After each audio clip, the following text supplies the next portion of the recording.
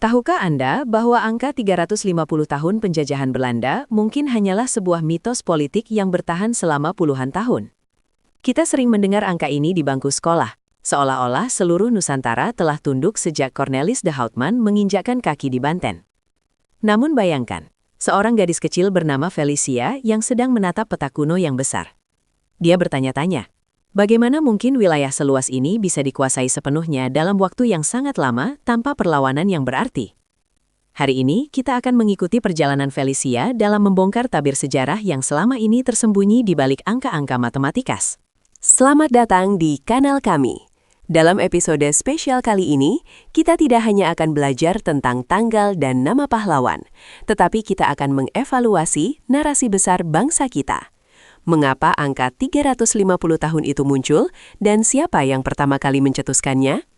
Felicia akan mengajak kita melihat bukti-bukti sejarah yang menunjukkan bahwa banyak wilayah di Nusantara yang baru benar-benar dikuasai Belanda kurang dari 50 tahun sebelum kemerdekaan. Persiapkan diri Anda untuk melihat sejarah Indonesia dengan kacamata yang baru dan lebih kritis. Semuanya bermula pada tahun 1596, saat kapal-kapal Belanda pertama kali tiba di Pelabuhan Banten. Felicia membayangkan hiruk-pikuk pelabuhan itu, penuh dengan pedagang dari berbagai belahan dunia. Namun kedatangan mereka saat itu bukanlah untuk menjajah, melainkan murni untuk mencari rempah-rempah yang harganya setara dengan emas di Eropa. Mereka datang sebagai pedagang yang seringkali justru ditolak oleh penguasa lokal karena perilaku mereka yang kasar. Tidak ada kedaulatan yang hilang pada hari itu, hanya awal dari hubungan dagang yang penuh dengan ketegangan. VOC atau Verenigde Oost-Indische Compagnie didirikan pada tahun 1602. Ini bukanlah sebuah negara, melainkan sebuah perusahaan dagang multinasional pertama di dunia. Felicia melihat logo VOC yang terukir di meriam tua di sebuah benteng. Penting untuk dipahami bahwa VOC hanya menguasai titik-titik strategis atau pelabuhan tertentu, bukan wilayah pedalaman yang luas. Mereka menggunakan strategi divide et impera untuk mengadu domba kerajaan-kerajaan lokal demi mendapatkan monopoli dagang. Jadi, klaim penjajahan seluruh Nusantara sejak masa VOC adalah sebuah kekeliruan besar. Hingga akhir abad ke-18, kekuasaan VOC sebenarnya sangat terbatas. Jika kita melihat peta kekuasaan mereka, itu hanyalah bintik-bintik kecil di pinggiran pantai. Felicia mengamati bahwa sebagian besar wilayah, seperti pedalaman Sumatera, Kalimantan, Sulawesi, apalagi Papua, masih sepenuhnya merdeka di bawah pemerintahan sultan dan raja lokal. Kerajaan Mataram Islam, misalnya, masih menjadi kekuatan dominan di Jawa yang seringkali membuat Belanda merasa tidak aman di benteng mereka sendiri. Kedaulatan lokal masih sangat kuat dan Belanda hanyalah tamu yang agresif. VOC bangkrut pada akhir tahun 1799 karena korupsi yang merajalela. Setelah itu, barulah pemerintah kerajaan Belanda mengambil alih aset-aset mereka. Namun, ini pun tidak berarti mereka langsung menguasai seluruh Nusantara. Felicia menemukan catatan bahwa pada awal abad ke-19, Belanda bahkan harus berjuang keras hanya untuk mempertahankan posisi mereka di Jawa saat menghadapi Perang Diponegoro. Perang ini hampir membuat kas Belanda kosong dan membuktikan bahwa perlawanan rakyat masih sangat membara.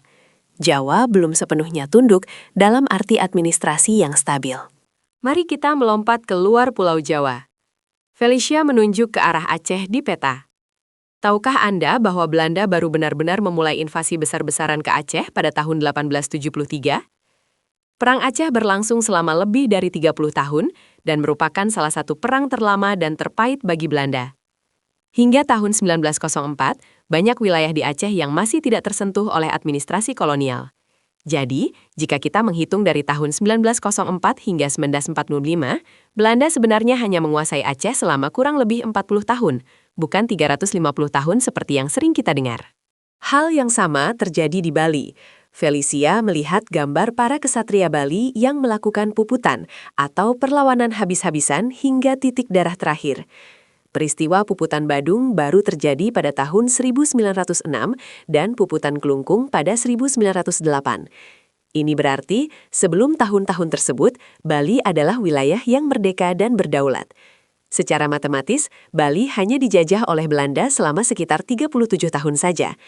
Fakta ini seringkali mengejutkan bagi banyak orang yang terbiasa dengan generalisasi angka 350 tahun yang dianggap berlaku untuk semua daerah. Lalu, dari mana asal-usul angka 350 tahun itu? Felicia membuka sebuah buku pidato Bung Karno. Sejarah mencatat bahwa angka ini pertama kali dipopulerkan oleh Presiden Soekarno dalam pidato-pidatonya untuk membakar semangat nasionalisme rakyat. Beliau menggunakan angka ini sebagai alat agitasi untuk menunjukkan betapa lamanya penderitaan bangsa ini agar rakyat bersatu melawan penjajah. Seorang sejarawan Belanda bernama G.J. Racing adalah yang pertama kali secara ilmiah menentang angka ini, menyatakan bahwa sebagian besar wilayah Nusantara masih merdeka hingga awal abad ke-20. Racing berargumen dalam karyanya bahwa selama berabad-abad, kerajaan-kerajaan di Nusantara diperlakukan sebagai entitas politik yang berdaulat dalam hukum internasional oleh Belanda sendiri. Mereka menandatangani kontrak politik sebagai sekutu atau mitra, bukan sebagai bawahan. Felicia membayangkan betapa bangganya para raja zaman dahulu yang tetap mempertahankan kedaulatannya meskipun ditekan secara ekonomi. Ini mengubah narasi dari bangsa yang dijajah secara pasif menjadi bangsa yang berdaulat dan terus berjuang. Perbedaan perspektif ini sangat krusial bagi identitas nasional kita. Sekarang, mari kita lihat wilayah pedalaman Kalimantan dan Sulawesi. Di sana, banyak suku dan kerajaan lokal yang baru melakukan kontak administratif dengan pemerintah kolonial Belanda di akhir tahun 1800 atau bahkan awal 1900. Felicia melihat foto-foto ekspedisi Belanda yang harus menembus hutan rimba yang sangat sulit dijangkau. Seringkali, Belanda hanya menempatkan 1 atau 2 pejabat di wilayah yang luas, yang artinya kendali nyata mereka sangatlah minim. Klaim penjajahan di daerah-daerah ini seringkali hanya ada di atas kertas atau peta buatan mereka sendiri. Bagaimana dengan Papua? Felicia menggeser jarinya ke ujung timur peta.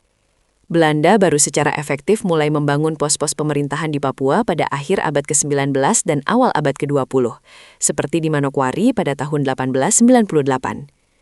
Bahkan hingga tahun 1940-an, banyak wilayah di pegunungan tengah Papua yang belum pernah melihat orang kulit putih atau mengenal pemerintahan kolonial. Jadi, bagi saudara-saudara kita di Papua, masa penjajahan Belanda sebenarnya sangat singkat, sebelum akhirnya beralih ke masa kemerdekaan Indonesia. Angka 350 tahun bagi mereka terdengar sangat aneh dan tidak masuk akal. Felicia bertanya, jika bukan 350 tahun, mengapa guru-guru kita masih mengajarkannya? Jawabannya berkaitan dengan pembentukan memori kolektif. Setelah kemerdekaan, pemerintah membutuhkan narasi yang kuat untuk menyatukan beragam suku yang tersebar di ribuan pulau. Dengan mengatakan kita semua dijajah selama 350 tahun, muncul perasaan senasib sepenanggungan yang sangat kuat.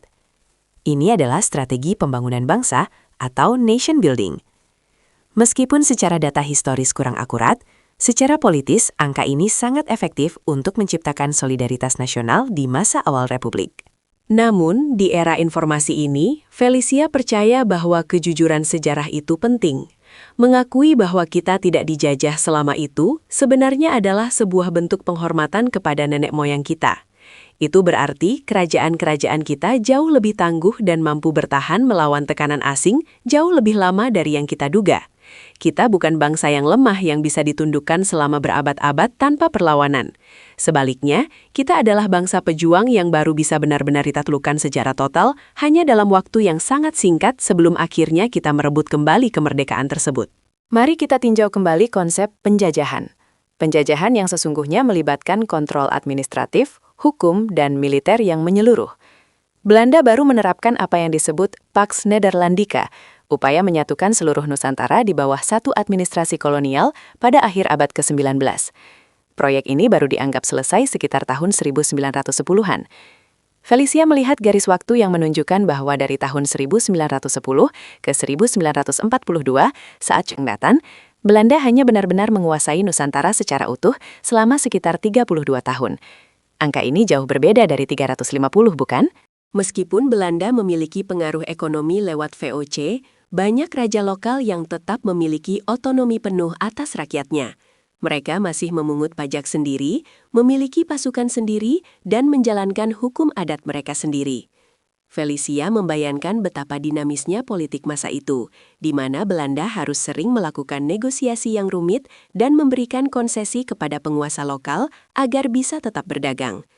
Ini bukan gambaran sebuah wilayah yang sudah sepenuhnya dijajah, melainkan sebuah wilayah yang sedang dalam sengketa pengaruh ekonomi yang sengit. Felicia menemukan fakta menarik lainnya. Di sekolah, kita belajar tentang sistem tanam paksa atau kultur stelsel yang dimulai pada 1830. Sistem ini memang sangat kejam, tapi perlu diingat bahwa sistem ini terutama diterapkan di Pulau Jawa dan sebagian kecil Sumatera. Wilayah lain masih relatif bebas dari eksploitasi sistematis ini pada masa itu. Penjajahan Belanda memiliki intensitas yang berbeda-beda di setiap daerah. Menggeneralisasi penderitaan di satu pulau sebagai penderitaan seluruh Nusantara selama 350 tahun adalah sebuah penyederhanaan yang mengaburkan keberagaman pengalaman sejarah kita. Sejarawan modern kini lebih suka menggunakan istilah kolonisasi bertahap. Felicia mengerti bahwa sejarah bukanlah tentang satu momen besar yang mengubah segalanya, melainkan ribuan peristiwa kecil yang saling bertautan. Dengan memahami ini, kita bisa lebih menghargai keunikan sejarah setiap daerah di Indonesia. Bagaimana Aceh berjuang, bagaimana Ternate mempertahankan pengaruhnya, dan bagaimana suku-suku di pedalaman tetap merdeka. Semua itu adalah potongan puzzle yang membentuk Indonesia yang kita kenal sekarang, tanpa perlu dibatasi oleh mitos angka yang kaku. Penting juga untuk melihat peran pendidikan kolonial dalam melanggengkan mitos ini. Belanda sendiri seringkali mempromosikan citra bahwa mereka adalah penguasa abadi Nusantara untuk mematahkan semangat perlawanan. Felicia melihat buku teks lama dari zaman Hindia Belanda yang mencoba menanamkan rasa rendah diri pada penduduk pribumi. Dengan percaya bahwa mereka sudah dijajah selama ratusan tahun, rakyat mungkin akan merasa bahwa kemerdekaan adalah hal yang mustahil. Namun, para pendiri bangsa kita berhasil membalikan logika itu menjadi senjata untuk bersatu. Seiring Felicia terus menggali lebih dalam, ia menemukan bahwa narasi 350 tahun ini juga berdampak pada cara kita melihat diri kita sendiri hari ini. Terkadang, kita merasa memiliki mentalitas terjajah karena menganggap bangsa kita begitu lama berada di bawah telapak kaki bangsa lain. Namun, jika kita sadar bahwa kedaulatan kita sebenarnya bertahan jauh lebih lama, mentalitas itu bisa berubah menjadi rasa bangga. Kita adalah keturunan dari orang-orang yang berhasil mempertahankan tanah airnya selama berabad-abad melawan salah satu kekuatan maritim terbesar di dunia saat itu. Felicia merenung. Jadi, berapa angka yang tepat? Sejarawan mungkin akan mengatakan berbeda-beda untuk setiap daerah. Untuk Jakarta, Batavia, mungkin sekitar 300 tahun. Untuk sebagian besar Jawa, mungkin 150 tahun. Untuk wilayah lainnya, mungkin hanya 30 hingga 50 tahun. Tidak ada angka tunggal yang bisa mewakili seluruh pengalaman Nusantara. Kejujuran akan angka-angka ini tidak mengurangi penderitaan yang dialami oleh para leluhur kita. Namun justru memberikan gambaran yang lebih akurat tentang betapa kerasnya mereka berjuang demi kemerdekaan. Video ini bukanlah untuk mengecilkan arti perjuangan, melainkan untuk memperkayanya. Felicia ingin kita semua tahu bahwa sejarah Indonesia adalah sejarah tentang ketangguhan. Kita bukan objek pasif dari sejarah kolonial, melainkan subjek aktif yang terus bernegosiasi, melawan, dan akhirnya menang. Saat kita melepaskan diri dari belenggu angka 350 tahun, kita mulai melihat pahlawan kita bukan sebagai korban yang malang, melainkan sebagai pejuang strategis yang berhasil menahan laju penjajahan selama berabad-abad. Sekarang, bayangkan jika narasi ini diajarkan di setiap sekolah. Felicia membayangkan anak-anak Indonesia tumbuh dengan kesadaran bahwa bangsa mereka tidak pernah benar-benar menyerah. Kesadaran ini akan menumbuhkan rasa percaya diri yang luar biasa untuk menghadapi masa depan. Kita adalah bangsa yang memiliki sejarah kedaulatan yang panjang dan kuat. Penjajahan Belanda hanyalah sebuah interupsi singkat yang menyakitkan dalam sejarah panjang kebesaran Nusantara, bukan identitas utama kita sebagai sebuah bangsa. Belanda memang meninggalkan jejak yang mendalam pada struktur hukum, birokrasi, dan infrastruktur kita. Namun, Felicia mengajak kita melihat bahwa semua itu dibangun di atas fondasi budaya dan tatanan sosial asli yang sudah ada selama ribuan tahun. Jangan biarkan angka 350 tahun menutupi ribuan tahun pencapaian peradaban kita sebelum kedatangan mereka. Kita memiliki sejarah yang jauh lebih tua dan lebih mulia daripada sekedar sejarah kolonialisme. Mari kita rayakan kekayaan sejarah kita yang sesungguhnya secara utuh dan jujur. Sebagai penutup perjalanan hari ini, Felicia ingin kita membawa satu pemikiran pulang. Sejarah adalah milik mereka yang mau mencarinya. Jangan puas hanya dengan apa yang tertulis di sampul buku. Galilah lebih dalam, pertanyakan narasi yang mapan, dan temukan kebenaran yang akan memerdekakan pikiran Anda. Angka 350 tahun mungkin adalah mitos yang berguna pada masanya. Namun sekarang adalah saatnya bagi kita untuk memeluk fakta sejarah yang lebih kompleks, lebih kaya, dan lebih membanggakan bagi bangsa Indonesia. Pengetahuan adalah kekuatan. Dengan mengetahui bahwa kita tidak pasrah dijajah selama 3,5 abad, kita mendapatkan energi baru untuk membangun negeri ini. Felicia telah menunjukkan bahwa keberanian nenek moyang kita ada di dalam darah kita semua. Mari kita gunakan semangat itu untuk mengatasi tantangan modern yang kita hadapi hari ini. Sejarah bukan hanya tentang masa lalu, tapi tentang bagaimana kita membentuk masa depan dengan pemahaman yang benar tentang siapa diri kita sebenarnya. Terima kasih telah mengikuti Felicia dalam membongkar mitos besar ini. Kami berharap informasi ini memberikan perspektif baru dan memicu diskusi yang sehat di antara kita semua.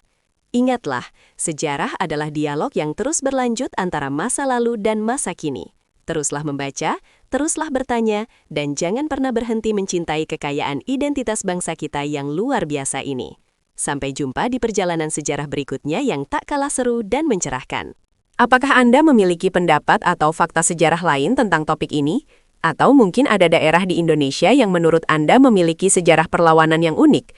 Jangan ragu untuk berbagi di kolom komentar di bawah. Kami sangat ingin mendengar perspektif Anda dan belajar bersama-sama. Diskusi Anda membantu kami untuk terus menyajikan konten berkualitas yang menggugah pikiran dan menambah wawasan kita semua tentang Indonesia tercinta. Jika Anda menyukai video dokumenter sejarah seperti ini dan ingin mendukung kami untuk terus berkarya, silakan bagikan video ini kepada teman, keluarga, atau rekan guru sejarah Anda. Mari kita sebarkan kebenaran sejarah agar semakin banyak anak Indonesia yang tahu betapa hebatnya bangsa kita. Dukungan kecil dari Anda sangat berarti bagi kelangsungan channel ini dalam memberikan edukasi yang mencerahkan bagi seluruh masyarakat Indonesia. Terima kasih banyak sudah menonton sampai akhir. Jangan lupa like dan subscribe untuk update seru lainnya. Dengan menekan tombol lonceng, Anda tidak akan ketinggalan bahasan menarik lainnya seputar misteri sejarah, budaya, dan fakta unik Nusantara. Saya Felicia, pamit undur diri, dan sampai jumpa di video berikutnya. Tetap kritis, tetap bangga, dan salam sejarah.